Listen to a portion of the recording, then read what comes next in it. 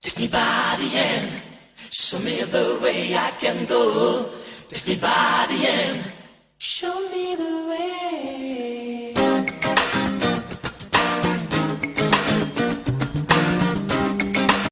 Et ça facilite les choses. Oui, bien sûr, en ayant du plaisir ensemble. Donc, quelqu'un se trompe, on peut en rire de lui pendant des heures et pour autant continuer à faire le travail. Je me trompe, on rit de moi pendant des heures. Donc, mes collègues font toujours des blagues à mon sujet au niveau de l'aspect technique de la chose parce que moi, je sais rien. Donc, moi, je les reprends en faisant des blagues sur eux, sur d'autres choses qui sont peut-être moins à l'aise. Donc, c'est que on apprend à rire de nous-mêmes, puis de rire des autres et puis d'avoir du plaisir. Donc, c'est vraiment notre secret. Ça crée une ambiance jazz, on va dire. Oui, une ambiance super jazz. Donc, le jazz, nous savons que c'est beaucoup d'improvisation. C'est pas quelque chose qui suit une note. Il y a des règles, bien entendu, mais il y a beaucoup de surprises dans le jazz, des choses qu'on ne s'y attendait pas, des notes inattendues.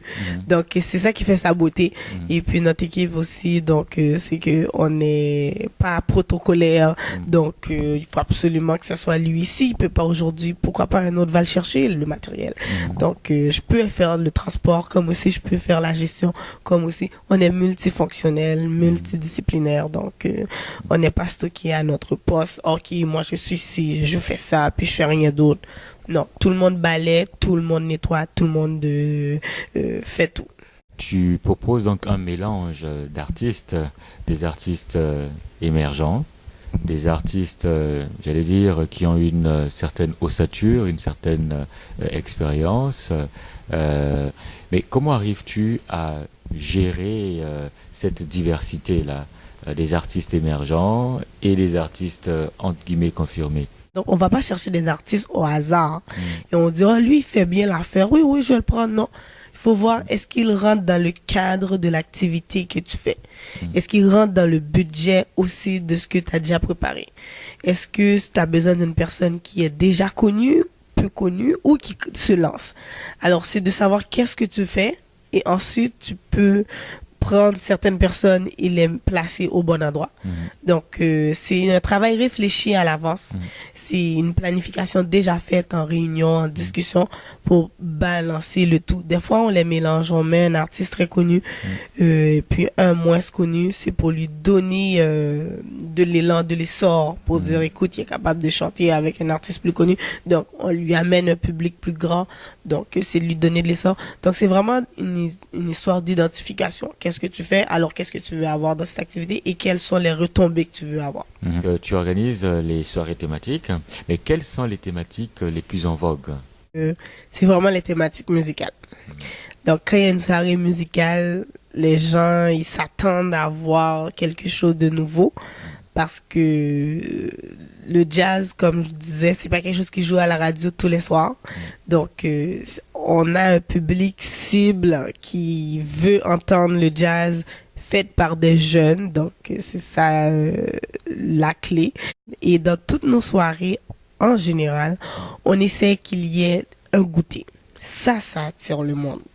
Un goûter léger, simple. Souvent, c'est des cocktails ou des hors d'œuvre, des amuse-bouches. Une variété de petites choses à grignoter en même temps qu'il y a de la musique qui joue, quelqu'un chante. Donc, ça, les gens raffolent.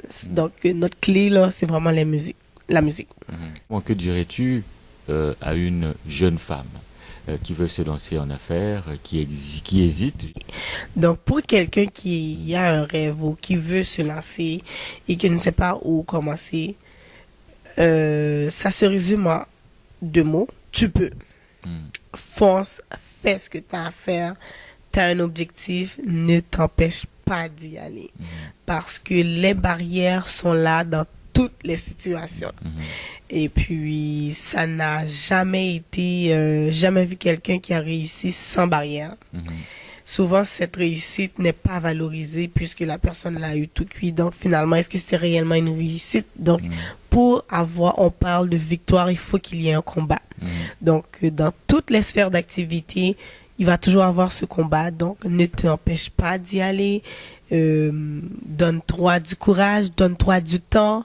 Et puis, ne te limite pas à ce que tu as dans les mains parce que les autres choses peuvent venir plus tard. Donc, si vous voulez vous lancer en affaires, vous n'avez pas à vous donner la tête, ne pas baisser les bras. Et quand il y a des difficultés, c'est de se reposer la question, qu'est-ce que j'ai fait qui n'était pas correct et comment je peux l'améliorer. Trouver des solutions, des pistes de solutions et ne pas se dire, oh, j'abandonne, ça marche pas, c'est fini, on arrête là. Non, il faut toujours trouver une façon de contourner le problème, de la surmonter ou de la traverser. Faites quelque chose, mais ne vous laissez pas abattre par un problème ou une difficulté ou un manque de ressources quelconque, que ce soit monétaire, que ce soit humaine, que ce soit psychologique, que ce soit mental. C'est de foncer et de braver toutes les montagnes. Take me by the hand, show me the way I can go. Take me by the hand. Vous avez, j'allais dire, un volet qui vise à sensibiliser les femmes sur leur implication active en affaires. Est-ce que tu peux nous en dire un mot? Oui, bien sûr. Les femmes des communautés culturelles. Donc, pour les aider à leur donner de la visibilité, l'aide nécessaire pour qu'elles puissent se lancer et être encadrées dans ce qu'elles font et les encourager aussi à faire ce qu'elles font parce qu'elles font un travail extraordinaire. Et souvent, on n'entend pas parler, on ne sait pas qui elles sont, où est-ce qu'elles viennent, d'où elles viennent. Donc, on veut vraiment les mettre en lumière pour qu'elles puissent être reconnues, pour qu'elles puissent continuer à persévérer dans ce qu'elles font et aussi recevoir des aides qu'elles n'ont pas toujours accès toutes seules ou sinon elles ne savent pas exactement où les chercher. Donc, on voudrait vraiment qu'elles puissent bénéficier de toutes les ressources qu'elles peuvent avoir pour pour la réussite de leur projet. Mais d'où est venue justement cette idée, j'allais dire, géniale d'avoir j'allais dire, combiner ce volet sensibilisation au café? C'est parti d'où? Bien, au fait, c'est parti du fait que, premièrement, je suis une femme et j'ai vécu pas mal de situations. Je suis convaincue qu'elles vivent aussi. Donc, je me suis dit, j'ai eu des aides de mon côté, mais il y a des choses que je ne savais pas et je ne les ai pas eues ou sinon je les ai eues à la fin. Donc, je me suis dit, non, j'aimerais ça que si quelqu'un d'autre veut passer par le même chemin que moi, l'aider. Et lui dire, oh, regarde, j'ai eu une embûche ici, peut-être toi, tu vas peut-être pas le trouver, mais... Donc, j'ai passé par le chemin, donc je pense que ce serait égoïste de ma part de le garder pour moi personnellement, mais plutôt de tendre la main à une autre personne et de dire, oui, tu peux y arriver.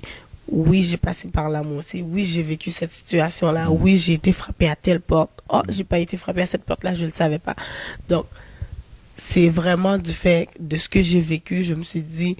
Oui, j'ai une responsabilité envers mon prochain, c'est vraiment de lui tendre la main à ce niveau-là. Est-ce que tu aurais un message à lancer aux internautes qui te regardent? Oui, bien sûr. Donc, nous avons pu voir le parcours. C'est pas toujours un parcours facile de se lancer en affaires. C'est une grande décision à prendre et c'est une responsabilité une fois qu'on a pris la décision. Donc, c'est toujours ne pas le prendre à la légère, de croire en ses rêves, de croire en ses capacités et de pas se limiter et de se dire aussi, bien, s'il me manque quelque chose, d'aller le chercher parce que les ressources sont là, les personnes sont là. Donc, c'est de les utiliser à leur maximum. Et puis également, le Café Soul Jazz, c'est un café pour les jeunes, fait par des jeunes personnes. Donc, on voudrait que vous sachiez que le local est pour vous. Le café, c'est pour vous divertir, vous amuser, avoir un temps d'échange avec d'autres personnes qui vivent les mêmes choses que vous. Et puis également, si vous avez des événements quelconques, que vous avez besoin d'un lieu pour l'organiser, nous sommes ouverts également, disponibles pour vous offrir un service flexible selon vos besoins. Bien, Medjani, vraiment merci encore de nous avoir réservé cet accueil chaleureux. Et puis, bonne chance au Café Soul Jazz. Merci. Et au plaisir de te recevoir à une autre émission. D'accord, merci. Ok, merci bien. C'était vraiment excellent. Oui. Excellent parcours de Gianni. Donc, c'est toujours un plaisir pour moi de pouvoir faire part de mon parcours. Juste une pause. Est-ce que je regarde Constantin ou la caméra? C'est une vraie Ah. Ok, je recommence. Une vraie symphonie. Ça a débuté par là. Ouais. Après l'école primaire. Après Voilà. le café jazz est une... Oui, c'est plaisant. Non. Alors, Gianni, mais comment ces activités en question... Et puis l'idée m'est venue à l'esprit. Je dirais que c'est vraiment une idée divine puisqu'elle était là, mais je n'avais pas encore le guts de me lancer. Comment on dit guts en anglais? En français? Le GOT, c'est... Encore les couilles. Mais on peut dire ça. ça fait mal. Je n'avais pas le courage.